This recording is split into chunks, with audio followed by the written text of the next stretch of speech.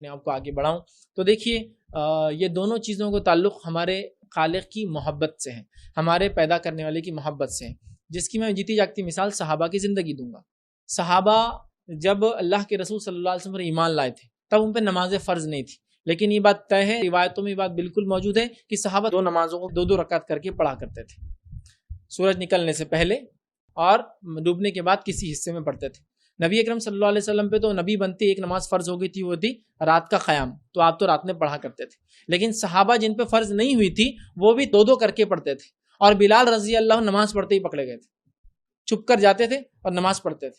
اور مشرکین مکہ کے لیے تعجب کرنے والی چیز تھی کہ کیسا عمل کرتے ہیں، چونکہ یہود ایسا نہیں کرتے تھے، نصارہ بھی نہیں کرتے تھے. یہود و نصارہ کے پاس بھی طریقہ ہے نماز کا، لیکن وہ ہم سے ہٹ کرے. نصارہ جو اپنے گھٹنوں کو زمین پر ٹیک دیتے ہیں، خالی سجدہ نہیں ہے ان کے پاس. یہود کے پاس رکوع بھی اور سجدہ بھی ہے، لیکن وہ مختلف کرتے ہیں، مسلمان اس سے ہٹ کر کرتے ہیں، یاد رکھیے اس سے ہٹ کر کرتے ہیں. ٹھیک، تو صحابہ کو دیکھ رہے تھے وہ، تو صحابہ کا یہ عمل دو نمازوں کو دو دو رکعت کر کے پڑھتے تھے، یہ عمل کیوں کرتے تھے؟ وہ کوشچن یہ ہے، وہ اس لیے کرتے تھے کہ ان کو اپنے رب سے محبت تھی، وہ اپنے خالق کو پہچان چکے تھے، لہٰذا اس کے شکر میں وہ نماز پڑھتے تھے. اس کے بعد صحابہ جب نماز ملی تو نماز کے واقعے کیا بولتے ہیں، نماز کا کیا ملا؟ تحفہ ملا، تحفہ ملا.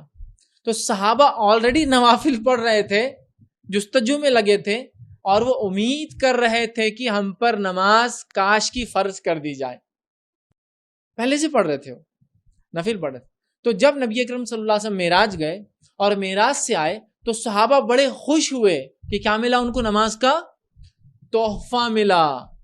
وہ پریشان نہیں ہوئے، کیوں تو اب ان کو ان کے رب کا شکر ادا کرنے کا ایک طریقہ فرض کی شکل میں ملا تھا، جو وہ 5 وقت کر کے، جو ان کے رب نے ان پر احسان کیا، ان کے اندر ایک نبی بھیج کر جس سے وہ اپنے خالق کو پہچان سکے اور اپنی آخرت کو بنا سکے، وہ شکر میں جو ہے اس فرض کو ادا کر رہے ہیں. تو یہ تمام چیزوں کا تعلق اللہ سے شدید محبت سے ٹکا ہوا ہے کہ اللہ سے ایک بندہ جتنی محبت کرے گا تو اس کا شکر ادا کریں گا، اس کا شکر ادا کریں گا تو نماز قائم کریں گا. نبی اکرم صلی اللہ علیہ وسلم سے سوال ہوا، آپ تو بخشے وقت آئے، آپ کی تو کوئی پوچھ نہیں اعمال کی، اس کے بعد بھی آپ کیوں اتنی کثرت سے نماز پڑھتے کہ رات میں آپ کھڑے ہوتے تھے، اتنا لمبا قیام کرتے کہ پیر سوج جاتے تھے؟ تب نبی اکرم صلی اللہ علیہ وسلم نے فرمایا اور کہا، کیا میں اپنے رب کا شکر گزار بندہ نہ بنوں؟ اور جو رب سے محبت کرتا ہے وہ اس کا شکر ادا کرتا ہے. آپ اپنے والدین سے محبت کرتے ہیں تو ان کا شکر کیسے ادا کرتے ہیں؟ ان پر مال خرچ کر کے، ان سے اچھا سلوک کر کے، جو کوئی اچھی بات کر کے، اچھا کھلا کر، اچھا پہنا کر، اچھا اڑا کر، تحفے دے کر، یہ شکر ہے نا، یہی ہے. تو رب العزت سے جب ہم شدید محبت کرتے ہیں تو اس کا شکر بجا لاتے ہیں، اور اس کے شکر بجا لانے میں سب سے اہم چیز توحید کے بعد وہ نماز ہے، مطلب اس کو ایک ماننے کے بعد. تو اس کا تعلق دیکھیے نماز کا، یہ ایمان کیسے بڑھے تو نماز میں کیسے ہو، تو ہم اللہ سے محبت کریں. جب اللہ سے محبت کرتے اور وہ اعمال کرتے جو رب چاہتا ہے، اس سے ایمان بھی بلند ہوتا ہے ہمارا. دیکھیے انبیاء کا ایمان بلندی ہوتا جاتا ہے، صرف ہمیشہ رائز ہوتا ہے. ٹھیک ہے، صحابہ کا ایمان ایک درجے تک گیا اور اس کے بعد رک گیا. ہمارے ایمان کی کیفیت ایسی رہتی ہے نا، جیسے اللہ کے ذکر کرنے سے ایمان بڑھ جاتا ہے. معلوم آپ کو اللہ کے ذکر میں قرآن بھی ہے، نماز بھی ہے، اذکار بھی ہے. جس کی جیتی جاگتی دلیل کیا ہے؟ کون سا مہینہ ہے؟ رمضان. رمضان میں ذکر بڑھ گیا تو ایمانی کیفیت ہی بدل گئی نا. ذکر کا یہ نتیجہ تھا کہ ایمان بڑھ گیا تھا. نمازیں پڑھ رہے تھے، قرآن سن رہے تھے، تراویح سن رہے تھے، قیام اللیل کر رہے تھے، قرآن کو الگ سے پڑھ رہے تھے، دعائیں کر رہے تھے. تو اس کا نتیجہ کیا لگا آپ کو؟ آپ کی ایمان بلندی آ گئی تھی. رمضان ہوتی تلاوت قرآن چھوڑ گئی، ایکسٹرا نفل نماز چھوڑ گئی، ہو گئی، ذکر میں کمی آ گئی، ایمان بھی دیکھیے اب سمجھے نا ڈاؤن فال نظر آ رہا ہے نہیں آ رہا ہے. ایک انڈیویجول لائف میں بھی آپ محسوس کر سکتے ہیں، اور ایک سوشل لائف میں آپ دیکھیے مسجدوں کے حال پتہ چل جائیں گے. 6-7 دن تک مسجد میں نمازی آتے پھر بھی رمضان کے بعد جو شرفوزے روزے رکھتے، اس کے بعد آپ کو نہیں ملیں گے ایک ہفتے بعد. تو اس سے کمی سے آپ اندازہ لگا سکتے. لیکن ذکر سے کیا فائدہ ہو رہا تھا؟ ایمان بلند ہو رہا تھا. تو وہ اعمال جو اللہ نے بتائے، ان اعمال کے کرنے سے وہ اس کا تعلق رب کی محبت سے ہے، اس کے شکر سے ہے. پھر وہ اعمال کرنے سے ہم کو فائدہ بھی ہوتا. کیا فائدہ ہوتا؟ ایمان بلند ہوتا ہمارا. سب سے پہلے ایمان کی بلندی کے لیے علم حاصل کرے کہ ایمان ہے کیا.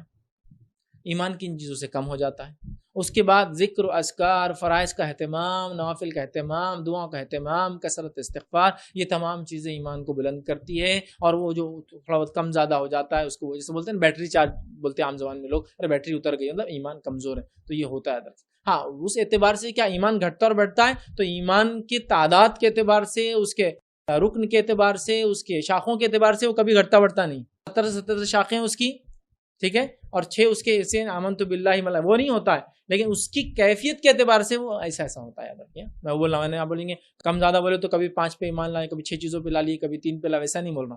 وہ تو 6 میں سے ایک بھی کم ہو گیا تو آپ تو ختم ہو گئے، ایمان سے خارج ہو جائیں گے، وہ تو ہے، لیکن وہ جو کیفیت کے اعتبار سے ہوتا ہے نا کہ ایمانی کیفیت ذرا کمزور دکھ رہی، کوئی مصیبت آ گئی تو جلدی پریشان ہو جا رہا، آپ نماز کو دل نہیں لگ رہا، محبت میں کمی آ گئی شدت سے، آپ شکر گزار بندے نہیں بن رہے، اور آپ وہ کام نہیں کر رہے جس سے ایمان بلند ہوتا ہے۔ پھر آپ واقعات پڑھیے، اللہ رب العزت کے احسانات کو دیکھیے، اس نے نعمتیں جو دیکھیے، پھر انشاءاللہ عزیز آپ کو نماز میں بھی دل لگیں گا، دل اور زیادہ پڑھنے کو بلیں گا، شکر ادا کریں گا اللہ تعالیٰ کا انسان۔